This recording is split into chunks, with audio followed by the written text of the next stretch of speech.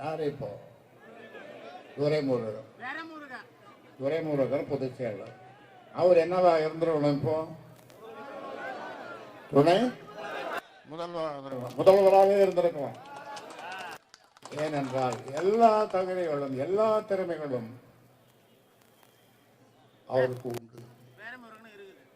அவருக்கு உண்டு. ஆனாலும் முதல்வராகவே இருந்திருக்கணும், அல்லது குறைந்தபட்சம் துணை முதல்வராகவோ இருந்திருக்கணும். கலைஞருக்கும் அவருக்கும் உள்ள நட்பு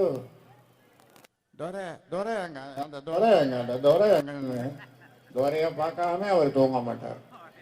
யாரு? கலைஞர். அதை நினைச்சுதான் துரைமுருகனும் சட்டமன்றத்தில் அரை மணி நேரம் தேம்பி அழுதார். அரை மணி நேரம் அழுதார் தேம்பி. அவருக்கு கொடுக்கல, அவரை முந்திக் கொண்டு திமுகவின் தியாகி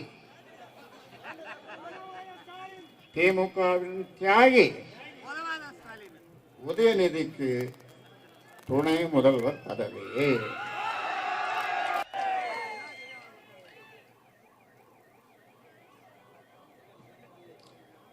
இவருடைய துரைமுருகனுடைய அறிவு, ஆற்றல், செயல்பாடு, கலைஞருடைய பழைய நட்பு,